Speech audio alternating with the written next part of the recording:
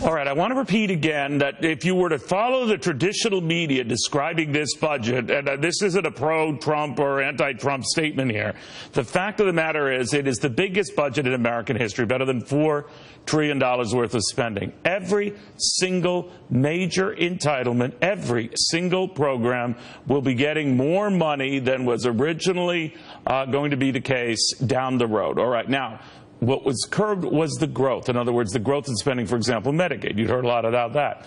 But still, over the next 10 years, it will be getting over $5 trillion. It will be growing at a rate that is easily double the inflation rate. Last year, it grew at triple the inflation rate. That is simply not sustainable.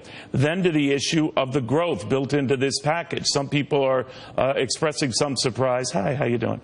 Expressing some surprise that it is going to be unrealistic, or that it can't be sustained, that 3% growth cannot be sustained, and when we used to average a great deal more.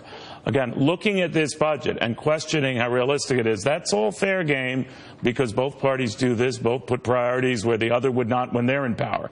But I do want to sort of pick apart what the Office of Management Budget is looking to do here, and remember who pays the bills. The Independent Women's Forum president, Carrie Lucas, joins us, Daily Caller News Foundation editor in chief Chris Bedford, Democratic strategist Richard Goodstein. Now, Richard, I know you don't share my sentiment. That's fine. But I am saying here that we forget the fact that for all of this whining about Medicaid and people are going to be left off the rolls, Medicaid is still growing. It will still grow. It will just not grow as much. Why is that deemed draconian?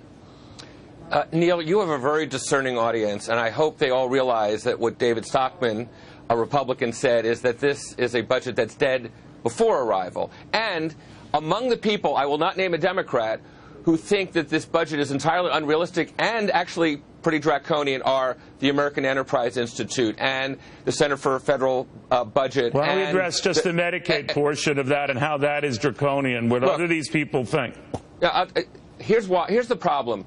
We're not going to cut our way, Neil, out of deficits. We need to grow, and by cutting... But we're not cutting. We're not cutting. We're not doing any cutting. Yes, well, okay, don't take my word for it. The American Enterprise Institute is not a show for Democrats. They're the ones who are calling it a cut. So your beef is with them. And the problem with my beef is if they're calling it that, then they're wrong, too. Well, okay. It's just like if you have something budgeted that's going from 100 to as the director said, to $107, and you make it $106, that, I guess, is a cut off the growth that you assume would be the case. But it's not a total cut. It's not going to $100 to $99, right? Yeah, well, the population's growing. Neil, this is a repeat of the debate. I remember vividly from 20-some years ago when the Republicans in Congress, when they took majorities, proposed almost exactly the same thing. We had the exact same debate, and it was a political debacle for the Republicans. So honestly, I just as a partisan, I encourage you to egg on the White House to go for this. I'll egg on everybody. I'll egg on everybody, because I think we do got to get our control over things. And by the way, not you, my friend, but a lot of Democrats to bemoan, chasing and getting into debt. That's a little bit rich. But let me just go, Chris Bedford, and help me with this. This notion that this is a very austere, very tough budget. I guess you could make the argument that if you are looking at Medicaid and you were planning, that baseline, the yellow line we're looking at for Medicaid spending was going to be the case, and you replace it with the blue line that will still call for an increase, just not as much of an increase, that is deemed draconian, then, man, we've got problems. Well, it's only deemed draconian because Barack Obama laid out this perfect honey trap for Republican governors. He made it too sweet for them to ignore. Now, when he said, as part of his plan to expand Obamacare, that the federal government would match 100% of the funds, or they would pay essentially for a massive Medicaid expansion in the states that would cover people who didn't have disabilities, people who didn't have to worry about children, people who weren't elderly, and expand that, groups like Cato and some other conservative groups went around the country saying, guys, you're really going to regret this. This money's going to run out. And then eventually it happened, and Republicans are panicking. But all that these guys are saying, all that the White House is putting forward right now, is that they're going to make the states responsible for that. After 2020, they're going to have to deal with that, and we're going to try and spend less. And year after year after year, when we get these government expectations of how much Medicaid is going to cost, when we actually get to the year, that they've made that prediction for, it's more than double. They have not been able to keep track of this. The bottom line is, it's the bottom line to me. And by the way, I would disagree with a lot of Republicans who say don't even touch defense. If you can't find some savings in a $600 billion budget, then you're not looking very hard. So I think everything should be on the table. I believe they should be looking at Medicare. They should be looking at Social Security to protect it for the future, pare its growth, or find some way to avoid that day of comeuppance where the money won't be there. I think that could be sooner than later. But having said that, what I'm looking at here is a budget that doesn't seem too crazy to me. I mean, what seems crazy is continuing to assume that Medicaid, for example, can continue growing at a 9.7% clip, quadruple the inflation rate. That is unsustainable. Absolutely. I think when you look at what's happening with Medicaid and with this with the entire growth of the budget, at some point this has to stop, and we can't run deficits forever. But when we're talking about Medicaid, I think what's really important is we need to focus on getting the program back to serving its beneficiaries, because the real problem with Medicaid is that it has grown so much. We put so many people on the Medicaid program that services are no longer they're no longer equipped to take care of all those people. So one reason we need a larger health care reform is so that Medicaid can get back to doing the job it was supposed to do, and we can encourage more people who can afford it to get private health care and not be on the Medicaid rolls, which is making it the quality of care for those who really need it worse, and then also making it so expensive. What I worry about, Richard, and both parties play this game, I'm not just faulting Democrats here, but this idea that if you do want to trim the growth in something, that you are calling it a cut, or you're going so far as to calling it a heartless cut. When I look at SNAP, for example, the modern-day food stamp program, and 44 million are getting that type of benefit, I'm not saying there are genuinely starving people in this country and need that help.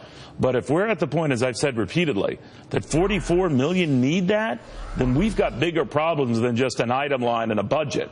And the fact is, it was 28 million less than 8 years ago, which was double what it was 8 years prior to that. That is not sustainable. That is not realistic, right? And you and I agree that, I believe, that the way out of this is growth, not cutting. But the problem with this deficit, Neil, no, it's both. It is both. I agree. But as regards health care and student loans and nutrition, look, Mark Meadows says these cuts to Wheels on Meals are crazy. Okay, he's not exactly somebody who the left is looking to for guidance. That's the problem, that if we're cutting... But don't you see that, guys, how we're being sucked into that media game? That, Chris, and I would fault anyone who just uses some of these terms, throws them out there, like cuts, like that, to give you the sense that, oh, it's a heartless budget, or that it's draconian, or it's severe, or it's overdone. It's a $4 trillion plus budget. Yeah. It is the richest budget on planet Earth by far.